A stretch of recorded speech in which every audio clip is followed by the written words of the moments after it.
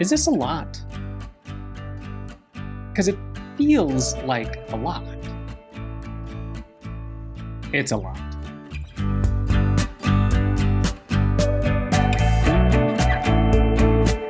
Hey everyone, my name is Brian Weed and I am a film photographer. I go by Brian Seaweed for all my online accounts because, believe it or not, there's another Brian Weed out there who took all the Brian Weed accounts before I could get to them. What are you gonna do? So my middle initial went in there, Brian Seaweed, stands for Christopher, if you're curious. And if you think of any good jokes about my last name, rest assured, I have never heard them. If you have a good one, throw it in the comments. I love them. They're great. No one ever makes jokes about it, especially cops and TSA. I just wanted to take a minute to introduce myself because I realized that since I posted my first video, I didn't introduce myself at all. And by the way, if you are one of the literally dozens of people who have watched that video, thank you, I appreciate that. I thought I should take a quick minute just to let you know who I am and what I do and how I came to be such a collector, but I use them too. It's not just a collection to look at. So for me, I've been a film photographer probably for 16 years now, give or take, off and on doing it professionally. I did transition into the film and television industry as a camera operator and a director of photography shortly after I got involved in stills photography. I've done a lot of work for and continue to do a lot of work for networks like Discovery Channel, History, Nat Geo, Animal Planet, Vice, NBC, ABC, a lot. I work for whoever's gonna hire me, basically. But my adventure documentary work, starting at around 2014, is what brought me back to film.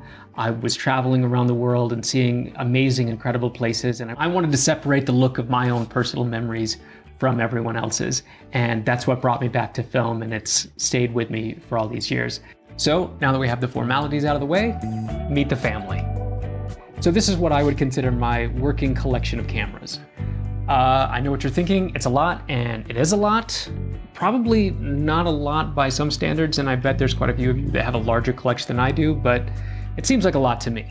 I promise you, I have actually shot on, okay, well, maybe almost half of them.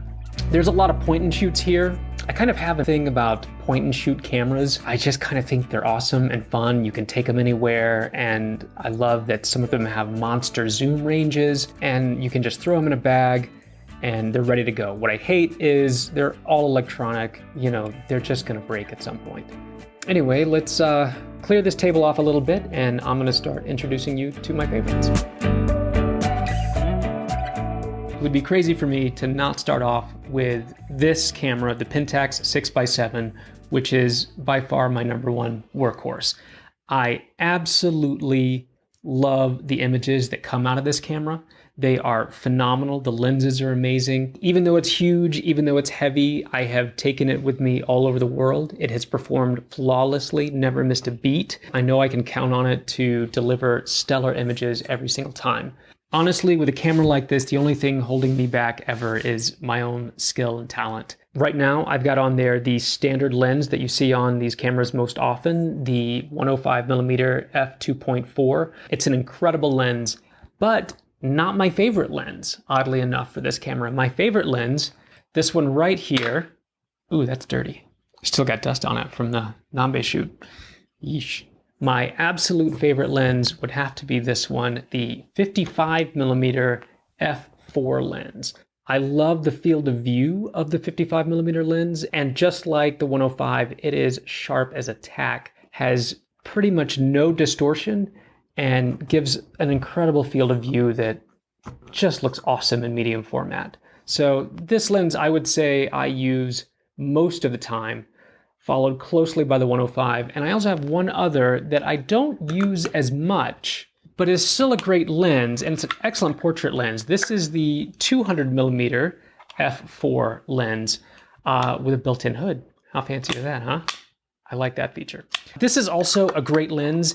The biggest reason I don't, sorry, let me get the, okay, the caps are not the greatest thing about this system. The biggest reason that I don't shoot so much on this lens is twofold. One, I don't do a whole lot of medium format portraiture, but also when I traveled a lot, which is when I would mostly shoot on this system, this was just another heavy lens to take. And it's actually quite a bit heavier than the other two and larger. I usually can't take all three with me if I'm traveling for work. So when I have to pick just two, I pick the 55 and the 105. When I have to pick just one, honestly, it's a toss-up. I try to think about where I'm going to be, what I'll be shooting, what opportunities I'll have to shoot. So I make a judgment call. Sometimes I leave with just the 55, sometimes I leave with just the 105. But if I can, I'll take these two. This one usually has to stay home, so which is disappointing because sometimes it's exactly what you need. And if you ever find yourself getting into a Pentax 6-7 system and you want to know what lenses you should have, the Holy Trinity is right here: 55, 105, 200. You're gold. Anything you want to shoot, you can do it. And we might as well just keep going with the medium format. Next up, we have this quirky little beast, the Kowa Six. This is a relatively new addition to my collection. I wanted to have a 6x6 waist level finder camera. All right, let's be honest. What I really wanted was a Hasselblad. I can't afford a Hasselblad. These cameras, they're not Hasselblads. But besides their few quirks, the Kowa 6s are excellent cameras with incredible lenses, and they really have a style that is very unique to their own. I think it looks beautiful, it looks cool. The standard lens that comes with it, which is the 85mm 2.8, is very, very sharp. It's got a great finder system, and it works great just like any other waist level finder SLR. I know that when I was looking at waist level finder systems like this, one option was 645s, and I actually had a Mamiya 1000S for a while. I just can't really get behind the 645 format. It's just not quite enough of a step up from 35mm for me. I know it's a big step up. I know, I get it.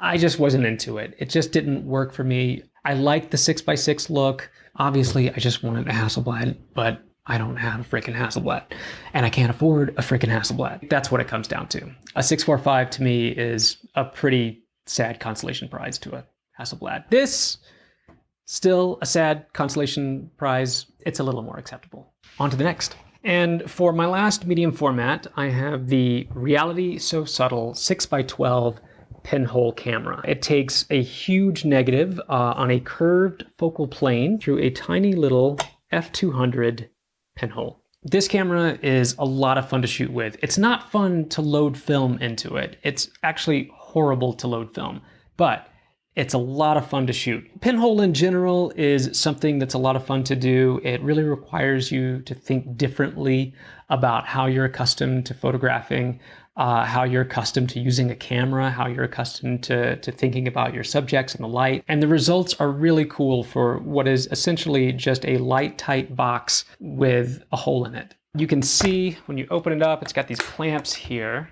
I'll show you this real fast, which is pretty interesting. You open it up and you can see that there's this curved plane pathway for the film. And the reason that there is a curved plane path is to allow the image to better fill out that big negative. Otherwise, if it was flat, you're going to have massive, massive vignetting.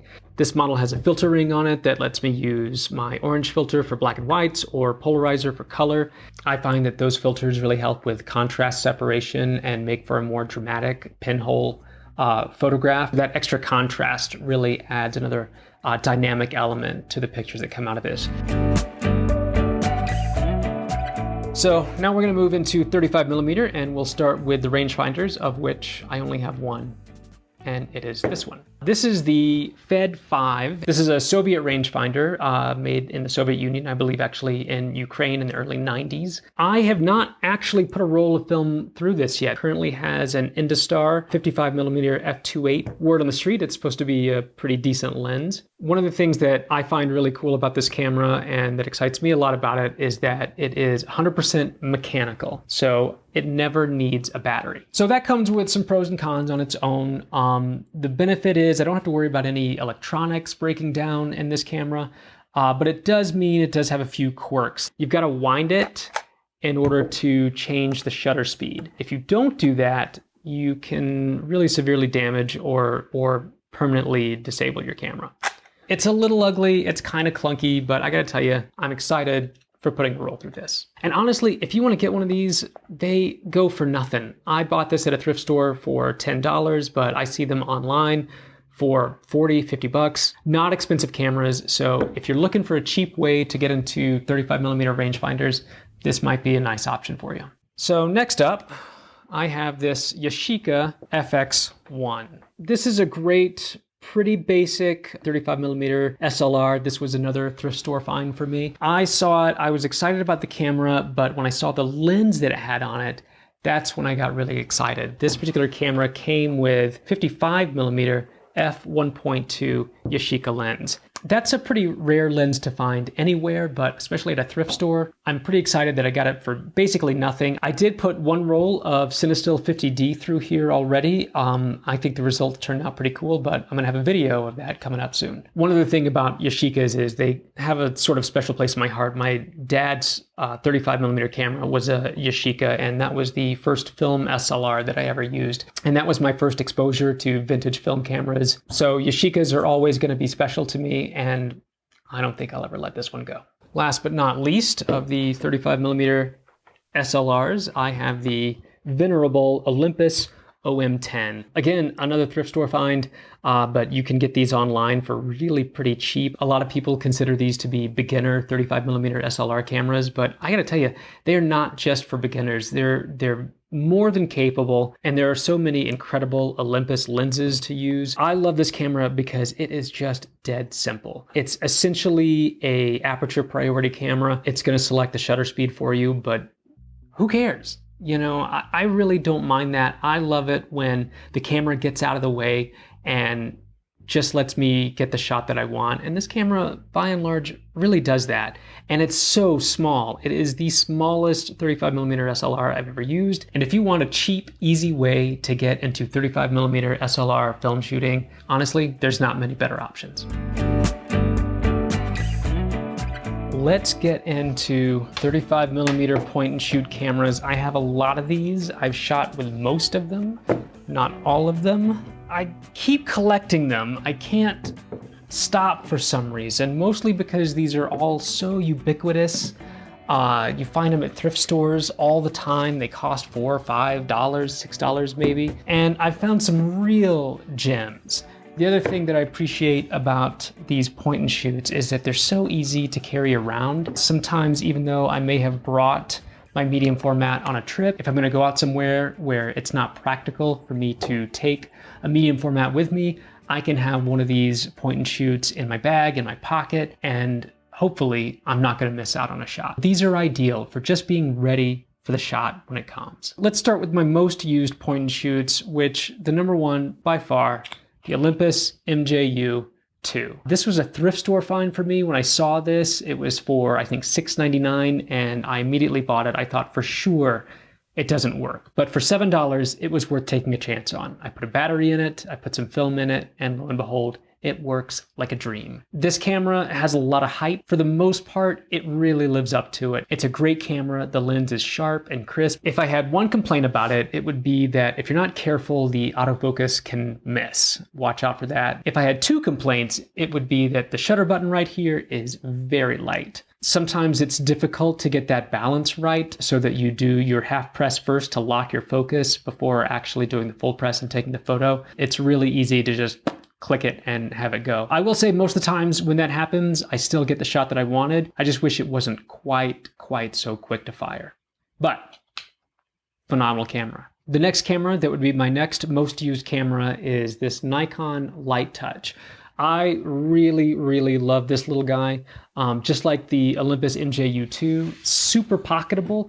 And what I love is the lens is a 28mm lens. So quite a bit wider than most point and shoots, which for the super zooms, they typically start at 38. Otherwise, you know, if you're gonna get a fixed focal point and shoot, it's most likely gonna have a 35. There are some that are wider. I know Fuji made some that have wider lenses on it, but this 28mm is a really nice wide focal length to have in your pocket. And honestly, size is really pretty similar. Both of these very pocketable, the MJU II and the Lite Touch. Great travel cameras, great pocket cameras. Highly recommend both of them. Some other cameras that I really enjoy using are super zooms, and they're chunkier, They're heavier, but honestly, to get a camera this size that you can throw in a coat pocket or in a bag, and this is the Minolta Freedom Zoom 140EX. So it's got a zoom range of 38 to 140 millimeters, which is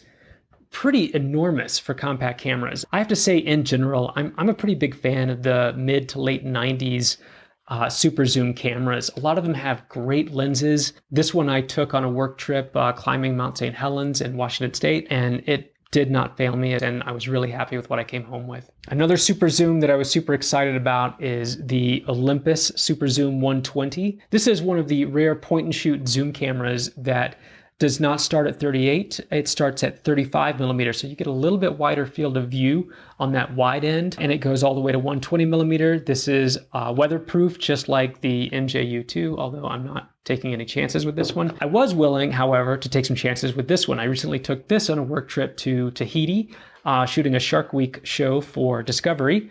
And I took video of that whole process of shooting with this camera in Tahiti, and we'll hopefully post that very soon for you. Now, the rest of the cameras here, I haven't actually shot with, although I'm excited to. The Pentax IQzoom 160. This is a camera that goes 38 to 160 millimeter. I'm looking forward to trying that out. I've heard good things about the Pentax IQ series. I've got a couple of Canon Sure Shots here. This is the Sure Shot 80 Tele. Interesting thing about this point and shoot, it's a little older, and it doesn't have a zoom range per se. Really, it just gives you two options. You can shoot at 38 or you can shoot at 80. And those are your two options. And honestly, that's not bad. Most of the time when you're using these super zooms, you're either at the wide end or you're going all the way to the long end. And there's often times where you're not stopping somewhere in the middle. I've heard great things about the lens in this camera. I'm excited to shoot with this. Not long after I found this at a thrift store, I found this one at another thrift store. This is the Canon Sure Shot 85 Zoom. So it seems like a newer iteration of the 80 Tele. The lens is probably similar, but this gives actually zoom range on it, and it's a tiny, tiny, tiny bit more compact. You see how the Sure Shot Tele lens protrudes a little bit, but this one a little bit more pocketable. Another camera that I haven't shot with that I am excited to shoot with is this little plastic fantastic Vivitar ultra wide and slim.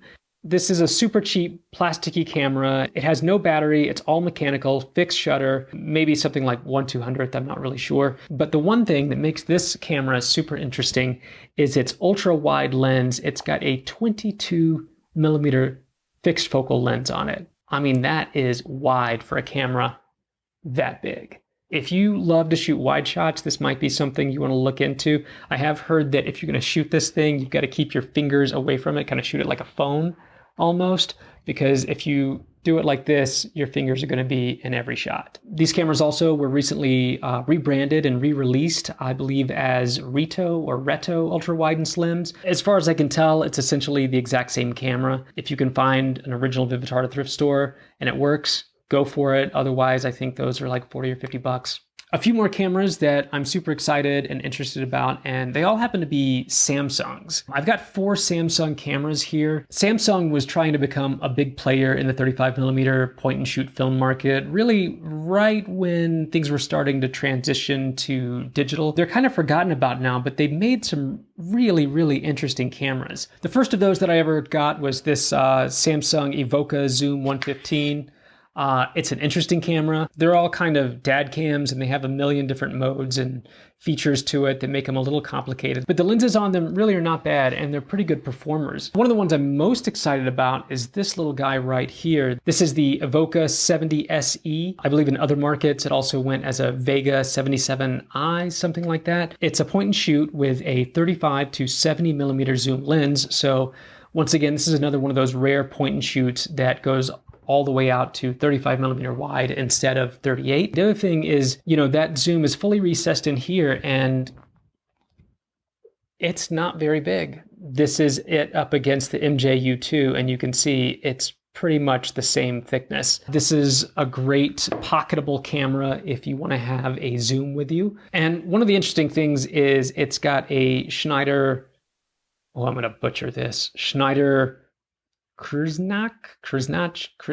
It's got a Schneider lens on it. Now that sounds really impressive, but one thing to consider is that Schneider actually was owned by Samsung for a period of time, and so they would put the name on the lens. Now that's not a knock to Samsung lenses because actually they're really quite good. And finally, I want to get into this Samsung camera, the ECX-1, probably the ultimate dad cam point and shoot camera ever made. And the camera was even apparently designed by F.A. Porsche, if you can believe it. Now, a lot of people look at this camera and they say, this is the ugliest camera ever made. Are they right? No, this is. But this might come into a close second. I gotta say, this camera kind of has a special place in my heart. I sort of like this kooky 90s, ultra 90s design on it. It's got this side that's like a steering wheel, like you can kind of drive it on the side here. It has a 38 to 140 millimeter lens on it, but this guy is loaded with features. It's got exposure compensation, you can do double exposures, it's even got some weird form of a manual focus on it. I haven't finished putting a roll through this one, but it is a fun looking camera and you're definitely gonna get some attention if you're out shooting with this guy. Now finally, it's the last camera that I'm gonna share with you. I'm sure your eyes are bleeding right now if you've stayed with me through all of these.